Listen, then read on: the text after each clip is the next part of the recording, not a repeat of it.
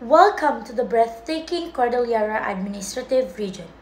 Known for its stunning landscapes, rich culture, and mouth-watering food, this region is a true gem in the northern Philippines. Join us as we explore its geography, history, culture, and of course, the top places to eat and stay. Tara, samahan niyo ako! And graced in a world embraced by the fate of us all. The writings on the wall, we were born and graced. Cordillera Administrative Region is located in northern Luzon and is the only landlocked region in the Philippines. It is composed of 6 provinces, which is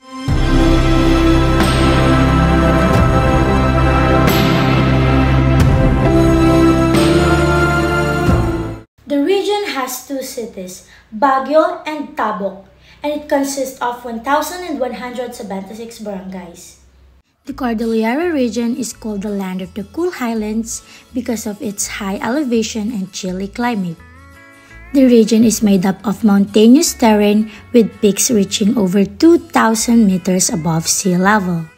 Baguio and Sagada are popular escapes for those who wanting to experience cold weather. The region is home to vast pine forest, which gave it a unique landscape compared to the rest of the country. Temperature here can drop as low as 10 degrees Celsius or even lower during the bare month season. Atin namang pag-usapan ang kasaysayan, kultura at tradisyon sa Cordillera. Isa sa mga pinaka-interesante na bahagi ng Cordillera Administrative Region ay ang kanyang mayamang kasaysayan at kultura. Alam niyo ba na ang mga taga-Cordillera ay isa sa mga pinakaunang nanirahan sa Pilipinas? Tara, pag-usapan natin. Alam niyo ba na isa sa kasaysayan ng Cordillera, ang Cordillera ay hindi nasakop ng mga Kastila dahil sa matataas na bundok at matapang na depensa ng mga katutubong Igorot? Noon, ang mga tribo rito ay kilala sa headhunting tradition pero tumigil ito nang dumating ang mga Amerikano. Sa panahon ng mga Amerikano, ginawa nilang summer capital of the Philippines ang Baguio City dahil sa malamig nitong klima.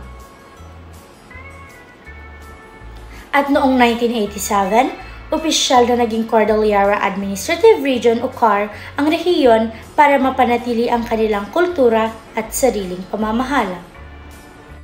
Hanggang ngayon, makikita pa rin natin ang katapangan at kasipagan ng mga taga-Cordillera sa paraan ng kanilang pamumuhay. Ayon naman sa kanilang kultura at paniniwala, ang kultura ng Cordillera ay nakasentro sa kalikasan at mga ninuno. Marami silang ritual at paniniwala na may kaugnayan sa agrikultura, kasal, at panggagamot.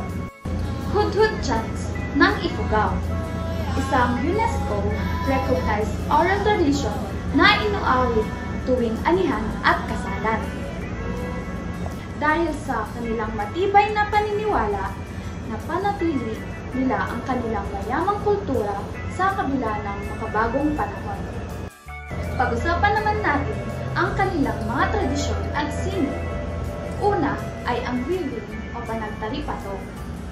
Ang mga babaeng Cordillera ay gumagawa ng makakulay na enamel at ikat textiles na ginagamit sa kasuotan at kagamitan sa bahay. Next is wood carving. Makikita ito sa Banawe, kung saan kilala ang bulol o ang tinatawag na rice god figurines na nagbibigay ng swerte sa mga ani. Tattooing o batok. Isa sa pinakatanyag na tradisyon ay ang hand-tap tattoos ng mga kalinga na ginagampanan ni Apo Wang-od na ang pinakamatandang mambabatok. At ang huli ay ang rice terraces farming, isang 20 taong gulang na pamamaraan ng pagsasaka na ginagamit ng mga Ifugao sa Banawe at Batad. Hindi lang ito simpleng sining, kundi simbolo ng kanilang pagkatao at koneksyon sa kanilang lahi at kalikasan. Atin namang talakayin ang mga pista at pagdiriwang sa Cordillera. Una ay ang Panagbenga Festival o tinatawag na Festival of Flowers sa Baguio City, kung saan may mga grand float parade at street dancing tuwing Pebrero. Ikalawa ay Gotad ad Ifugao. Ito naman ay pagdiriwang ng mayamang kultura ng Ifugao na may sayawan, parada at ritual. Next ay ang Lalim Festival sa Kalinga. Ito naman ay selebrasyon ng Budong Peace Pact at pagpapakita ng Kalinga warrior culture.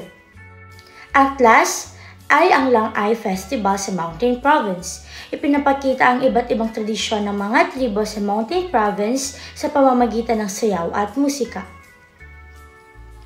Kung mahilig kayo sa kultura at kasayahan, siguradong mag-e-enjoy kayo sa makulay na festival ng Cordillera. Ngayon naman ay pag-usapan natin ang unique accommodations in Cordillera Administrative Region. Una ay ang The Manor in Baguio City, a luxurious hotel in Camjanhili, famous for its fine tree surroundings and elegant Igorot-inspired interiors. Next, it's Sagada Heritage Village, na matatagpuan sa Sagada Mountain Province.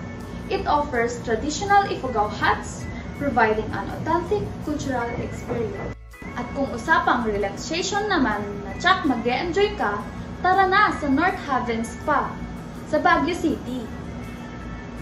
A wellness retreat that combines modern relaxation with traditional Igorot healing rituals. At kung mahilig naman kayong magmuni-muni, mapag-isa, kasama ang barkada, pamilya o jowa, this place is perfect for you. Ang Black A-Frame Cabin sa Baguio City. This is perfect for glamping with bonfire nights and stargazing spots. Ano pang hinihintay mo? Tara na! And last ay ang Batad View Inn and Restaurant sa Ifugao, na located naman near Batad Rice Terraces, where you can wake up to breathtaking mountain views. The Cordillera Administrative Region is more than just a travel destination. It's a place of history, culture, and unforgettable experiences. Mula sa kanilang natatanging sining, masasarap na pagkain hanggang sa kanilang makulay na festivals at pamumuhay. Talagang kahanga-hanga ang mga taga-Cordillera. Ano ang pinaka-interesante para sa inyo? Comment nyo sa baba, huwag kalimutang mag-like, share, at subscribe para sa mas maraming travel adventures. Kita-kits sa susunod na vlog. Thank you, salamat, agyaman na.